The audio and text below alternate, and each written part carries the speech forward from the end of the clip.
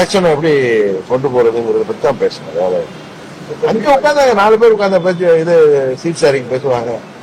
ஒவ்வொரு மீட்டிங் முடிஞ்சு நாங்க மீட்டிங் போறோம், பாத்துருக்கீங்க. அங்க மதுராந்தகத்துல முடிஞ்ச உடனே அங்க ஒரு 1/2 hour 40 minutes அங்க மதுரையில ஹோட்டல் கிராண்ட்ல வந்து அங்க இதுல மீட் பண்ணோம். இப்ப இங்க அங்கேயே மீட் பண்றோம். ஆனா சீட் ஷேரிங் அடுத்த மீட்டிங் அதை பத்தி எல்லாம் பேசணும். அல்ல அப்படின்னு ஒரு அனுமானம் பண்றீங்க, அது மாதிரிலாம் இல்ல.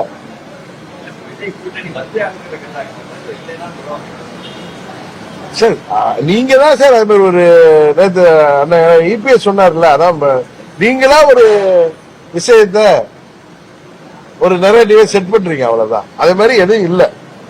அவரும் மறுத்துட்டாரு, பியூஷ் கோயலும் அது மாதிரி இல்லைன்னு சொல்லிட்டாரு. அவர் ஒன்றும் சொல்லல, ஏன்னா அவர் சொல்லக்கூடாது. அந்த இபிஎஸ் கிட்ட சொன்னார்ல, அதான் பதில். எனக்கு தெரியல சார். நான் வந்து நேற்று நீங்க கேட்டப்ப நான் சொன்னது எந்த ஆங்கிலம்னா, எந்த கூட்டணியும் இப்ப திமுக என்ன பண்றாங்க, நான் காமெடியா நேற்று சொன்னேன். ரோட்ல போற வரவங்க எல்லாம் பிடிச்சி கூட்டணியில சேர்க்கிறாங்க. ஏற்கனவே புரட்சி தலைவர் அம்மா அவர்கள் காலத்துல பல உயர் பதவிகள் எல்லாம் இருந்துட்டு பொருளாதார ரீதியாக பலமாயிட்டு அரசு கட்சியில எக்ஸ்பைரி ஆனவங்க எல்லாம் சேர்த்திருக்காரு. அது மாதிரி காமெடியா சொன்ன மாதிரி தபால் போட வந்தவங்க, எலக்ட்ரிக் மீட்டர் எடுக்க வந்தவங்க, இன்னும் இந்த ஸ்விக்கி சொமேட்டோல எல்லாம் ஆர்டர் பண்ணா அதை சர்வீஸ் பண்ண வர்றவங்களை எல்லாம் கட்சியில சேர்க்கிற மாதிரி போறவங்க எல்லாம் சேர்த்து நாங்க பலமா இருக்கோங்கிறாங்க. ஏற்கனவே அவங்க கூட்டணி பலமா இருந்த கூட்டணி தானே. அதனாலதானே 19 ஜெயிச்சோங்கிறாங்க, 21 ஜெயிச்சாங்கிறாங்க, 24 பணபலத்துல ஜெயிச்சாங்க. உங்களுக்கு தெரியும். அதுக்கு மேலேயும் கூட்டணிய எல்லாரையும் சேர்க்க வேண்டிய அவசியம் என்ன இருக்கு? காரணம், இந்த ஆட்சி மேல மக்களுக்கு மாபெரும் அதிருப்தி இருக்கிறது. 2001 தேர்தலுக்கு முன்னாடி தெரியாம இருந்துச்சு, தேர்தல் முடிவுல தெரிஞ்சிச்சு உங்களுக்கு. அது மாதிரி 2011 தேர்தல் அப்பையும் எப்பயுமே திமுக மீது உள்ள எதிர்ப்பை மக்கள் வெளியில் காமிக்க மாட்டாங்க. ஏன்னா அவர்களுடைய சுவாபம் உங்களுக்கு தெரியும். காவல்துறையை அவங்க ஏவல் துறையா வைத்திருப்பார்கள். எல்லா ஏரியாலையும் அந்த கீழே வட்ட செயலாளர்ல இருந்து வட்ட நிர்வாகில இருந்து பகுதி நிர்வாகிகள், ஈவன் கவுன்சிலர் கூட அங்க ஒரு மினிஸ்டர் மாதிரி செயல்படுவாங்க. இன்னும் அங்க உள்ள மினிஸ்டர்களுடைய செயல்பாடுகள் உங்களுக்கு தெரியும். அவங்க எப்படி அவர்கள் எல்லாரையும் அடக்கி ஆழ்வார்கள். அதனால மக்கள் அமைதியா இருந்து அமைதி புரட்சி செய்ய போறாங்க. 2026 தேசிய ஜனநாயக கூட்டணி ஆட்சி அதிமுக தலைமையில உறுதியாக தமிழ்நாட்டில் அமைய இருக்கிறது என்பதுதான் உண்மை.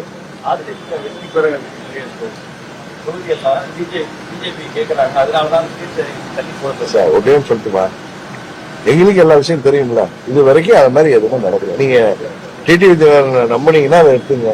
நேற்று கூட கேக்குறீங்க, அங்க எவ்வளவு நேரம் பேசுனீங்களே, தேதி அறிவிக்க போத. நீ கேட்கறது கரெக்ட். நாங்க அதை சுமூகமாக உரிய நேரத்தில் அந்த இபிஎஸும் உள்துறை அமைச்சர் அமித்ஷா அவர்களும் பேசி, எல்லார் சார்பாகவும் பேசி, இன்னும் சில பேர் கேட்கறாங்கன்னா நீங்க இங்க கூட்டணி தலைமை இபிஎஸ் தானே, நீங்க அவர்கள் பேசுவாங்க. அப்படி இல்லை, எங்க கூட்டணி அவளை சுமூகமாக இருக்கிறது, நட்போடு இருக்காங்க. இப்ப திமுக கூட்டணியில காங்கிரஸ் திமுக கூட்டணியில இருக்குமாங்கிற தெரியாத அளவிற்கு எப்படி எல்லாம் பிரச்சனை இருந்துச்சு, எவ்வளவு எல்லாம் இப்ப மூடி மறைச்சிருக்காங்கன்னு தெரியும் உங்களுக்கு.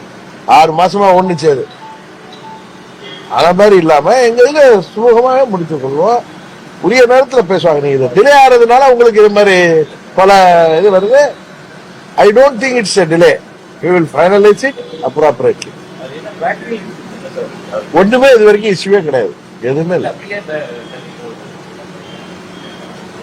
பல பிஎம் வர்ற மீட்டிங்கள் வந்துச்சு. அவங்க அமித்ஷா அவர்கள் பல இடங்கள் சுற்றுப்பயணம் போறாங்க. அதனால அவரும் இவரும் உட்கார்ந்து பேசி எல்லார் சார்பாகவும் சுமூகமாக, ஏன்னா தொகுதி பங்கீடுங்கிறது ஒரு ரொம்ப சென்சிட்டிவான விஷயம் உங்களுக்கு தெரியும்.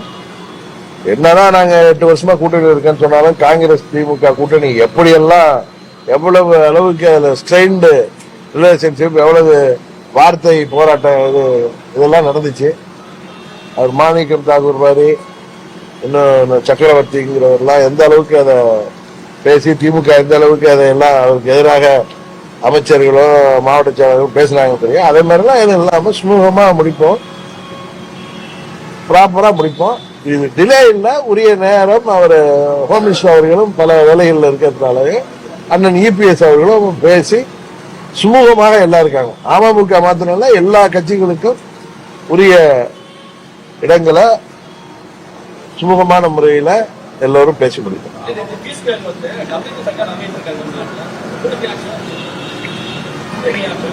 நீங்க அதை இப்படி இன்டர்பிரேட் பண்றீங்க? இப்ப தமிழ்நாடு என்ன சொல்லுது? இவங்க மத்திய புரட்சி தலைவர், எங்களுக்கு தெரிஞ்ச காலத்துல புரட்சி தலைவர்கள் அம்மா அவர்கள்லாம் மத்திய அரசாங்கத்தோட ஒரு இணக்கமான ஒரு உறவுல தான் இருந்தாங்க. இவர் ஏதோ பாகிஸ்தான் அரசாங்கம் மாதிரி மத்திய அரசாங்கத்தை தமிழ்நாடு முதலமைச்சர் ஃபீல் பண்றாரு. இவரது இயலாமை எல்லாம், இவர்களது தவறான செயல்பாட்டை எல்லாம் மத்திய அரசு மேல போடுறாங்க. மத்திய அரசு நேற்று கூட பிரதமர் என்ன சொன்னாரு? 3 லட்சம் வீடுகள் கட்டுவதற்காக நிதியை நாங்கள் கொடுத்து விட்டோம், அதை அவர்கள் செயல்படுத்தவில்லை. ஏன்னா மத்திய அரசுக்கு நல்ல பெயர் விடக்கூடாது. அது மாதிரி பெரும்பாலான இது வரைக்கும் 11 லட்சம் கோடி இந்த 11 ஆண்டுகள்ல மத்திய அரசாங்கம் கொடுத்திருக்கு. அதுக்கு முன்னாடி 2004 இருந்து 14 வரைக்கும் திமுக கூட்டணியில் இருந்த காங்கிரஸ் அரசாங்கம் 3 லட்சம் கோடி தான் தமிழ்நாட்டுக்கு கொடுத்திருக்கிறதாக என்னது ஞாபகம். ஆனா இந்த 12 வருஷத்துல 11 லட்சத்தை தாண்டி 11 லட்சம் கோடியை தாண்டி இவர்கள் தமிழ்நாட்டுக்கு நிதி கொடுத்திருக்காங்க. வர்றப்பெல்லாம் மோடி அவர்கள் தமிழ்நாட்டுக்கு 6000 கோடி, நேற்று கூட 5500 கோடிக்கு திட்டங்களை அறிவிச்சிருக்காரு.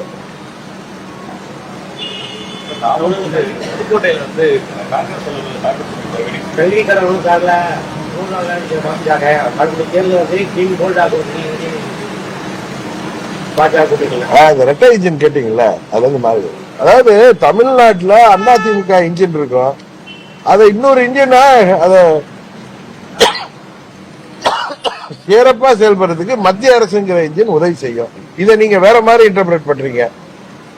இன்னொன்னு அவங்க திமுக தலைவர் சொல்றாரு இது டப்பா இன்ஜின்.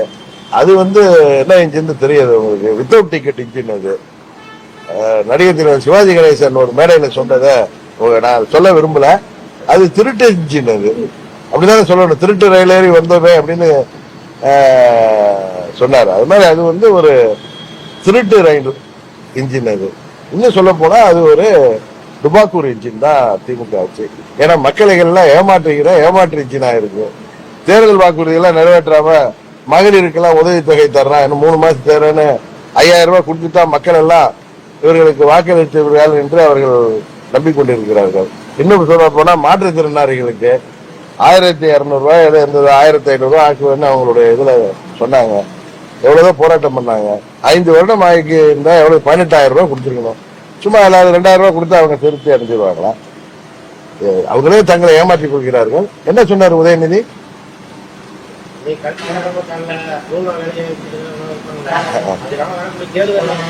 பாஜக கூட்டணி 125 நாள் வேலை வாய்ப்பு திட்டமா உயர்த்தி இருக்காங்க. அது வேண்டுமானால் தமிழ்நாட்டில் அரசாங்கம் பங்களிப்பு இருக்கிறத வேணாம் போய் இவங்க பேசி தீர்க்கணும். அது மாதிரி கல்வி கடன் எல்லாம் தரலன்னா இவங்களே மாணவர்களுக்கு அறிவிச்ச கல்வி கடன் எல்லாம் ரத்துன்னு சொன்னதை நிறைவேற்றாம இருக்கிறதுனாலதான் ஏன் நீட் தேர்வை ஒரே கையெழுத்துல ரத்து பண்ணிவிடுவோம்னு சொன்னாரு அவரு. அவங்க அப்பா நீக்கிடுவாரு. அதை யாரு மத்திய அரசு தடுக்குதா? அதை எப்படி பண்ண முடியும் சுப்ரீம் கோர்ட் கொண்டதை? அதனால மக்களை ஏமாற்றி இப்படி எதிரி மூனையா பேசிலாம் ஏமாத்தி வர முடியாது. உறுதியாக இந்த தேர்தலில் அவங்க பணபலத்தை வச்சுட்டு தான் அவங்க இந்த தேர்தலை சந்திப்பதற்கு தயாராகி கொண்டிருக்கிறார்கள். அது நாங்கள் உறுதியாக தேசிய ஜனநாயக கூட்டணி முறியடிக்கும். ஆமா, இன்னைக்கு சட்டம் ஒழுங்கு சந்திச்சிருக்குது. நான் பலமுறை உங்கள்கிட்ட சொல்லுவேன், இன்னைக்கு முதலமைச்சர் குடும்பத்தை தவிர வேற யாருக்கும் பாதுகாப்பு இல்லை. உங்களுக்கு இல்லை, எங்களுக்கு இல்லை, யாருக்கும் இல்லை. ஒரு காங்கிரஸ்ல ஒரு மூத்த தலைவர் ப. சிதம்பரம் மத்தியில நிதியமைச்சராக உள்துறை அமைச்சராக இருந்தவர். அவருடைய மகன் திரு கார்த்திக் சிதம்பரம் அங்க பாராளுமன்ற உறுப்பினராக தொடர்ந்து இருக்காரு. அவர் அலுவலகத்திலேயே பெட்ரோல் குண்டு வீசுற அளவுக்கு இங்க சட்டம் ஒழுங்கு சந்தித்திருக்கிறது என்பதுதான் உண்மை. இதுக்கு உதயநிதி அவர்களை கேளுங்க என்ன பதில் சொல்றாரு. அது மேல 2 வயது பெண் குழந்தையிலிருந்து வயது முதிர்ந்த மூதாட்டி வரை இன்றைக்கு பாலியல் வன்கொடுமைக்கு ஆளாகிறார்கள். இதுவரை கேள்விப்படாத அளவுக்கு. அதுல பாத்தீங்கன்னா திமுக நிர்வாகிகள் எதில் எடுத்தாலும் எந்த சட்டவிரோத செயல்பாடு, எந்த வித இல்லீகல் ஆக்டிவிட்டிஸ், எந்த வித சமூக விரோத செயல்லையும் பாத்தீங்கன்னா அதுல திமுக நிர்வாகிகளுக்கோ இல்ல திமுகவின் பின்னணியோ அதுல இல்லாமல் இல்லை. அது மணல் கடத்தலாக இருக்கட்டும், மினரல் கடத்தலாக இருக்கட்டும், அது மாதிரி எந்த பாத்தீங்கன்னா விமானப்பணி பெண்கிட்ட கூட போய் தவறா நடக்கிற அளவுக்கு திமுக இன்றைக்கு திமிரு பிடித்து அலைகிறார்கள். அவர்களுக்கு தமிழ்நாட்டு மக்கள் 76ல எப்படி பாடம் புகட்டினார்களோ அதை போல புகட்டுவார்கள். நேற்று மோடி அவர்கள் என்ன சொன்னாங்க, எப்படி கொரோனாங்கிற கடுமையான சூழ்நிலையை நம்ம எதிர்கொண்ட மாதிரி இன்றைக்கு இந்த சூழ்நிலையை இந்தியா மக்களின் நலன் தான் எங்களுக்கு முக்கியம். அந்த அரசாங்கம் அதை உறுதியாக சரியாக செயல்படுவாங்க. நிச்சயம் சரியாக அதெல்லாம் அவங்க எல்லா விதத்தையும் சரிப்படுத்துவாங்க.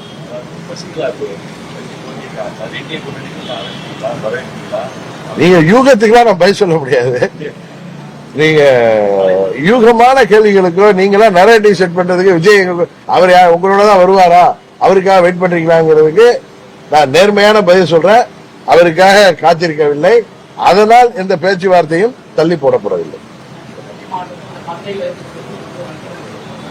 அதாங்க 2 வயது பெண் குழந்தை, அன்றைக்கு பார்க்கிற 7 வயது ஒரு பெண் குழந்தைய பண்ணி கொலை பண்ணிருக்காங்க. தூத்துக்குடி மாவட்டத்துல விளாத்திக்குளத்துல தான் நான் நேற்று ஒரு +2 மாணவி. இதுக்கெல்லாம் காரணம் அடிப்படை இந்த கஞ்சா, ஹெராயின் போன்ற போதை வஸ்துக்கள் மாணவர்களையும் இளைஞர்களையும், வேலை வாய்ப்பு இல்லாம இருக்கிற இளைஞர்களையும் அந்த போதை பழக்கத்திற்கு அடிமையாகி அவர்கள் ரொம்ப கொடூரமாக செயல்படுகின்ற நிலைமை உருவாகி இருக்கு. இதை இந்த அரசாங்கம் தட்டி கேட்க போவதில்லை. மே மாதத்திலே இந்த மக்கள் விரோத ஆட்சி முடிவுக்கு கொண்டு வரப்பட்டு மீண்டும் தமிழகத்தில் மக்களாட்சி, அம்மாவின் ஆட்சி, என்டிஏ கூட்டணியின் ஆட்சியாக தமிழ்நாட்டில் வரும்.